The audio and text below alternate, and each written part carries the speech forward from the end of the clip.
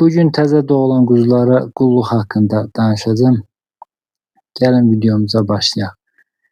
Qoyunçuluqda quzular çox vacibdir. Çünki sürünün gələcəyi sözsüz ki, quzulardan asılıdır. Amma ona görə də quzu doğulan gündən ona düzgün qulluq etmək lazımdır.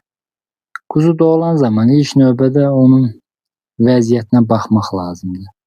Sağlam quzu bir neçə dəqiqə ərzində başını qaldırmağa çalışır. Biraz sonra isə ayağa qalxmaq istəyir. Əgər quzu çox zəifdirsə, ona kömək etmək lazım gəlir. Doğuşdan sonra ana qoyun adətən balasını yalayır. Bu çox yaxşıdır. Həm quzu təmizlənir, həm də qan dövranı sürətlənir. Həm də quzunu anası yalayıb qurutmuş olur.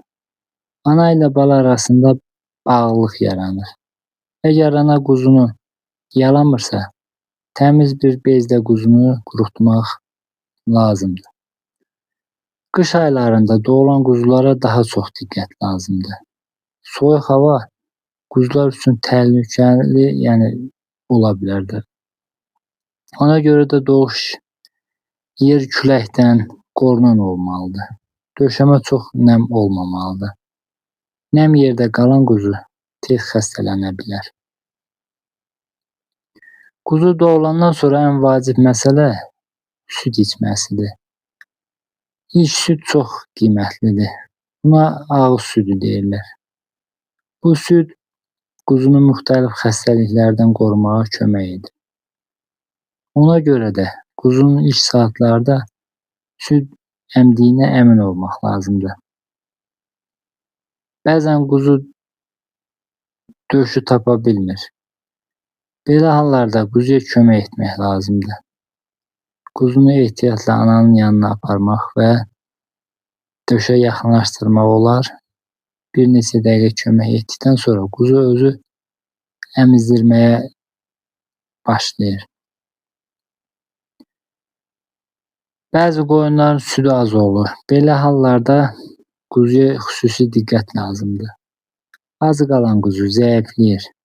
Ona görə də hər gün quzunun qarnına baxmaq lazımdır. Qarnı doludursa, deməli süd içə bilir. Quzular ilk günlərdə vaxtlarının çoxunu uzanaraq keçirirlər.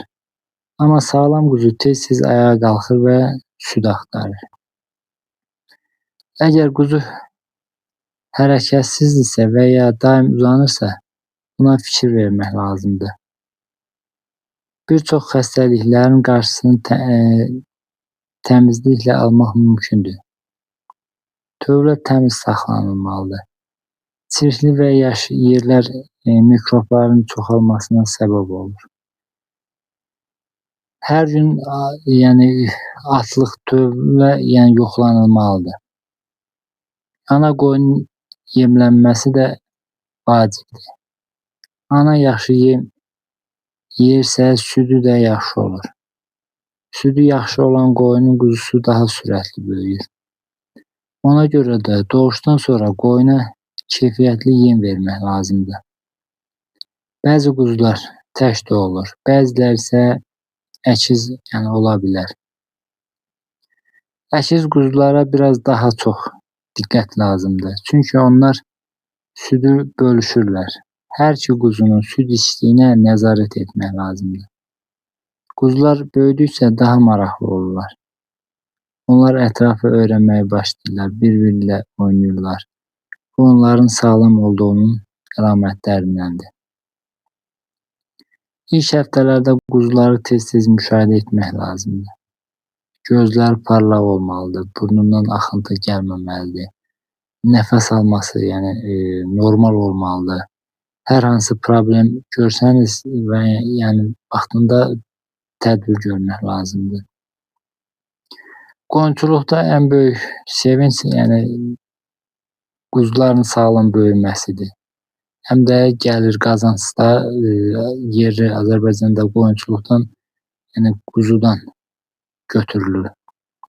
Hər sağlam quzu gələcəkdə sürünün böyüməsinə kömək edir. Dişi quzuları yaxşı belə deyək də, inkişaf edən, sürətli inkişaf edib böyüyən quzuları damazlıq məqsədi ilə saxlamaq olar.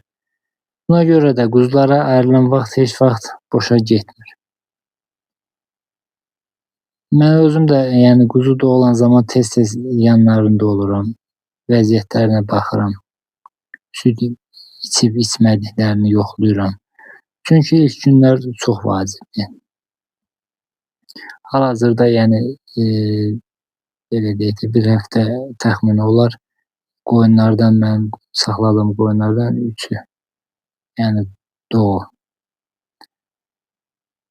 Əziz dostlar, əgər qoyun saxlayırsınızsa quzulara xüsusi diqqət ayırın. İlk günlərdə edilən düzgün qulluq sonrakı aylarda öz nəticəsini göstərir. Sağlam quzu daha yaxşı böyüyür və daha az xəstələnir.